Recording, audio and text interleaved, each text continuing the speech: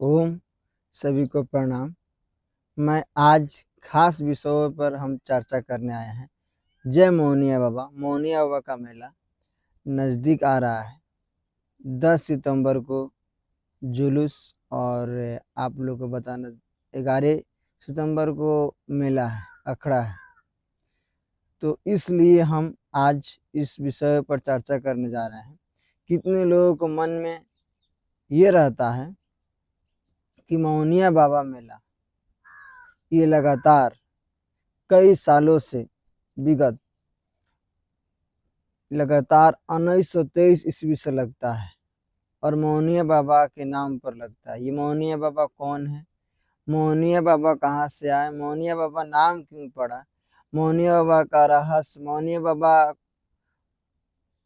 के बारे में आज विस्तार पूर्वक चर्चा करेंगे कि मोहनिया बाबा के नाम पर मेला लगता है, ये क्यों लगता है और कब से लगता है, कैसे लगता है, मोहनिया बाबा कौन थे, मोहनिया बाबा का नाम क्यों पड़ा मोहनिया बाबा, ये आज आप लोग को हम जानकारी देंगे और पूरा विस्तार पूर्वक बताएंगे। और जान करके आप लोग हैरान रहिएगा कि जब देश आज़ाद नहीं हुआ था तभी से ये मोहनिया बाबा का मेला लगता है और ये 100 साल से भी ज़्यादा हो चुका है। आज भी ये उसी भव्यता को बना करके रखा है।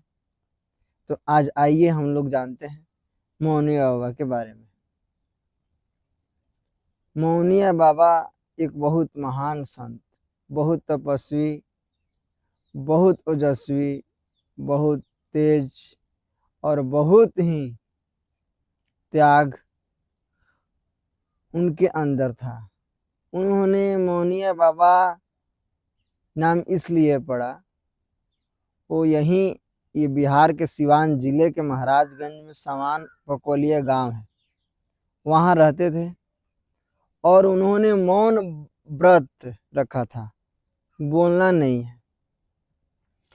मौन व्रत में इतना शक्ति और इतना अपार शक्ति रहता है कि आदमी पूरी दुनिया को जीत सकता है चाहे तो मोहनिया बाबा नाम इसलिए पड़ा कि उन्होंने मौन रहते थे, बोलते नहीं थे, इसलिए मोहनिया बाबा नाम पड़ा।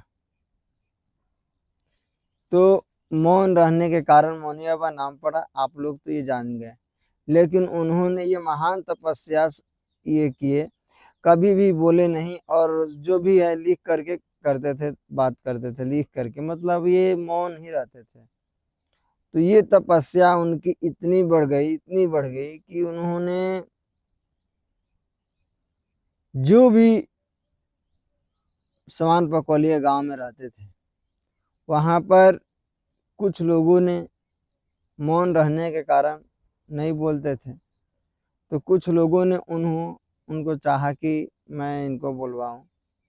ईटा ढेला पत्थर उनको मारे, कुटिया में रहते थे, तब भी उन्होंने नहीं बोले।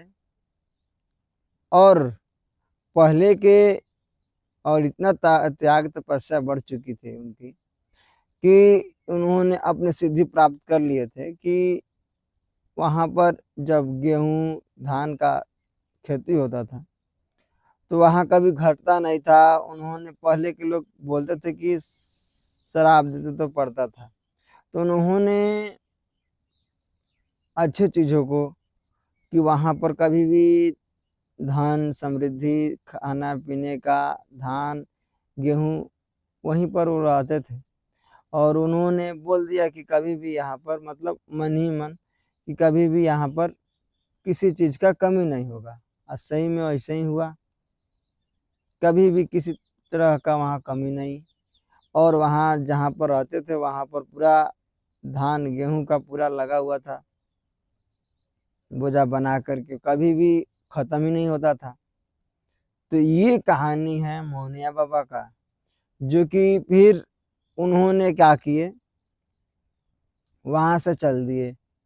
चलने के बाद आए महाराजगंज, समान पकोलिया से चल के महाराजगंज आए। महाराजगंज में उन्होंने यहाँ पर फिर तपस्या, और उस समय देश आज़ाद नहीं हुआ था। उस समय उन्होंने, मौनिया बाबा ने, एक पहले नागा साधुओं का अखाड़ा चलता था, आज भी चलता, आप लोग कुंभ महाकुंभ में देख सकते हैं नागा साधु रहते हैं। तो अखाड़ा होता है, जिस तरह निरंजनी अखाड़ा, जूना अखाड़ा, इसी तरह से उस समय मौनिया बाबा अखाड़ा, उन्होंने अखाड़ा मतलब नागा साधु थे, और उन्होंने अखाड़ा तैयार किया। उसमें लाठी भाला भाजने का एक युवाओं का फौज तैयार किए।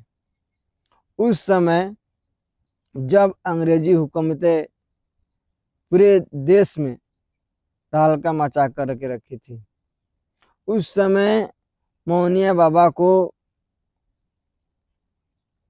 अंग्रेजी हुकूमतें, अंग्रेज लोहा मानते थे, इसलिए कि उन्होंने जो फौज तैयार किए थे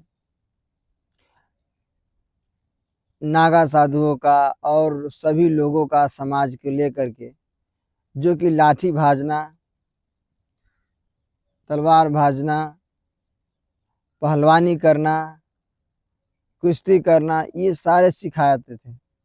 और ये तैयार करके अंग्रेजी ताकतों से, अंग्रेजों से उन्होंने लोहा लिया, उन्होंने लड़ा। देश के आज़ादी में अहम भूमिका रहा मौनिया बाबा का। तो इसीलिए उन्होंने लगातार संघर्ष, मौनिया बाबा ने अंग्रेजों से लड़े।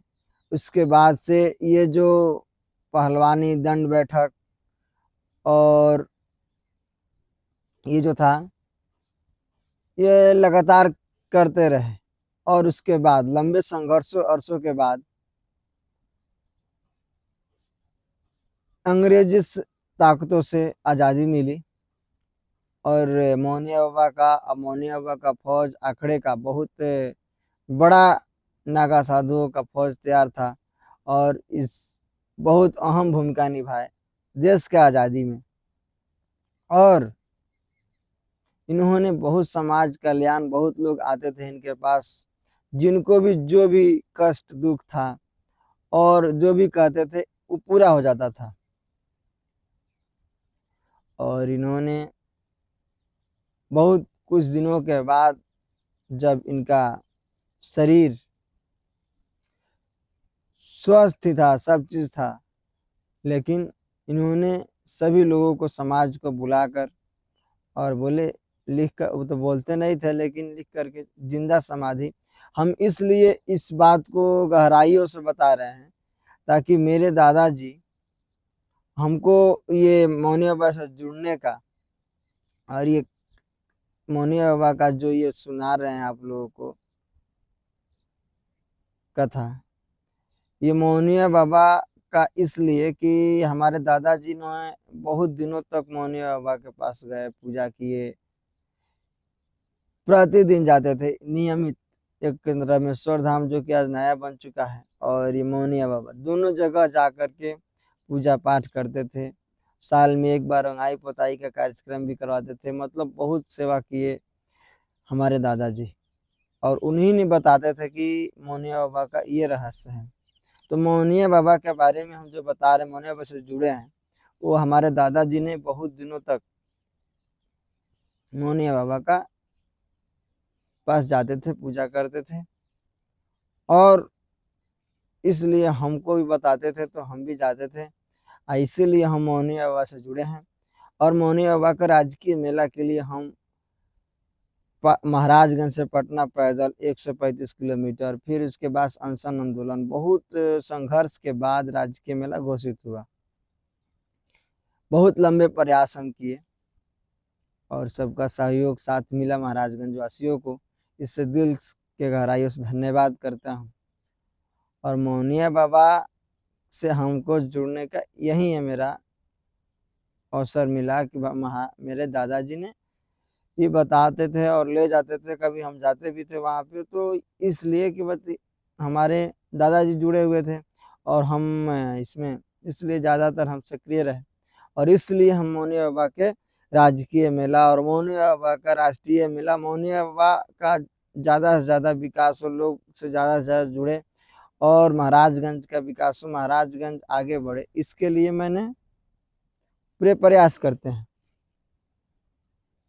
और आपको बता देना चाहते हैं, मौनी बाबा के बारे में बता रहे थे, तभी से उनके नाम पर वहाँ पर समाधि मौनी बाबा ने सबको बुला करके और जिंदा समाधि लेने का निर्णय लिया। और सब समाज जब आ गए तो समाज तो नहीं चाहते थे, लेकिन तभी उन्होंने जब ठान लिया, पहले के लोग जो कहते थे वो करते थे।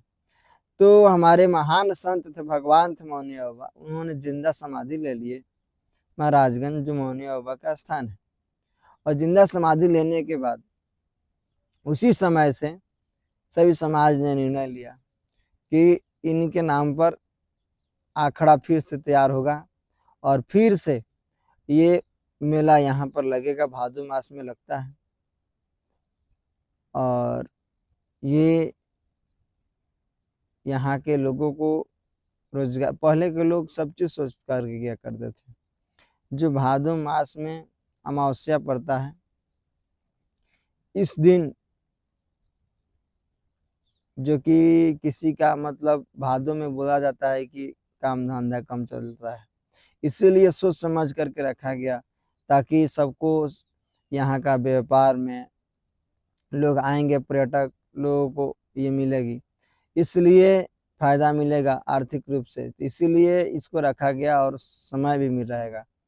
तो इसीलिए 1923 ईस्वी से फिर से अखड़ा, फिर से लाठी डंडा, मेन इसका उद्देश्य है कि समाज का कल्याण के लिए, देश के राष्ट्र के हित के लिए लाठी डंडा, देश के पर कोई आए संकट तो उस समय लाठी डंडा भला का प्रदर्शन करके, और उस समय का ये था कि लोगों को सुरक्षा रक्षा के लिए, देश के रक्षा के लिए ये अखाड़ा बनाया गया था और लाठी डंडा ही था सिर्फ। तो इसलिए हम कहेंगे कि मौनिया बाबा का मेला का जितना भी कहेंगे, मौनिया बाबा का कम ही पड़ेगा, बहुत सारा रहस्यमय और चीजें छुपी हुई है। तो ये आप लोगों को बता रहे हैं और कभी विस्तार पूर्वक चर्चा करेंगे, लेकिन आपको बता देना चाह रहे हैं कि मौनिया बाबा के मेला का मौनिया बाबा के मेला जो है 1923 ईस्वी से फिर से लाठी डंडा पहलवानी का प्रदर्शन, और सभी लोग अपने अपने गांवों से अखड़ा बना करके और सभी लोग आते हैं, आज भी उसी तरह से आते हैं, लाठी डंडा का प्रदर्शन करते हैं। और इससे मेरे ताकत ऊर्जा, मतलब देश के रक्षा सुरक्षा के लिए, अपने राष्ट्र हित के लिए, इसके लिए सद्भाव प्रेम से आज भी राष्ट्रीय एकता का प्रतीक, उत्तर बिहार का प्रसिद्ध, विश्व प्रसिद्ध, ऐसा तो कहीं आप एक साथ लोगों को लाठी डंडा इतना शांतिपूर्वक ढंग से सभी लोग मिल करके आपस में भाईचारे का नाता रखते हुए आते हैं और मौनी बाबा को माथा टेकते हैं। मौनी बाबा इतना महान संत है, मनोकामना पूर्ण मौनी बाबा हैं, जो भी सच्चे मन से दिल से आते हैं उनके मनोकामना मौनी बाबा जरूर पूरा करते हैं। वहाँ पर भभूत जो भी रोगी कष्ट, हम पहले ही बोल चुके हैं कि वहाँ पर मौनी बाबा जब रहते थे तो सबको भभूत देते थे, वहाँ का मिट्टी देते थे, और जो भी लोगों का कष्ट रहता था, दुख रहता था, वो ठीक होता था। और उस समय भी आज भी अगर जो भी सच्चे मन से दिल से आए, भभूत वहाँ का लगाए, भभूत थोड़ा सा खाए और मिट्टी लगाए, तो जो भी बीमारी कष्ट उनके या जो भी दुख है, जो भी संकट है जीवन में, आपका दूर होगा। लेकिन आइए एक बार मौनी बाबा का मेला में, मौनी बाबा के मेला का आनंद, असली खूबसूरती ये है कि वहाँ का आप आइए स्थान पे, वहाँ मौनी बाबा का भभूत, जो भी आपके जीवन में संकट है, जो भी नहीं है, तभी आइए आप वहाँ पर एक बार दर्शन करिए और वहाँ बैठिए और वहाँ पर मौनी बाबा का ध्यान करिए। देखिए आपके जीवन में सुख और समृद्धि से भर जाएंगे और मौनी बाबा की कृपा से आपके जीवन में चार चांद लगेंगे और आप जो भी आपके अंदर में इच्छा है, सब सफलताएं, सब चीज पूरी होगी मौनी बाबा की कृपा से। तो ये है मौनी बाबा मेला का ये रहस्य और हमको जुड़ने का रहस्य ये है। आप लोगों से फिर से मैं आग्रह और विनती करूंगा कि आप लोग एक बार जरूर आप लोग आइए, हमेशा आप लोग जरूर, आप लोग का हार्दिक स्वागत और अभिनंदन है। हम हमेशा मौनी बाबा का मेला में निःशुल्क सेवा शिविर कई वर्षों से लगा रहे हैं, जिसमें सब लोगों को जो भी पानी खिचड़ी जो भी है हम लोग अपने से जल और पानी और खाना का जो भी है, खिचड़ी का जो भी है, हम लोग अपने से प्रबंध करते हैं, लोगों को सेवा करते हैं और सभी आंकड़ों को सब लोग को सम्मानित जो भी अच्छे अच्छा से प्रदर्शन करते हैं लाठी डंडा भाला का, उनको भी प्रदर्शन कारियों को सब लोगों को हम लोग सम्मानित करते हैं। आप लोगों को भी हार्दिक स्वागत है, अभिनंदन है। फिर से मैं बता देना चाहता हूँ 10 सितंबर को जुलूस है, 10 सितंबर 2026 को जुलूस है और 11 सितंबर 2026 को मेला है।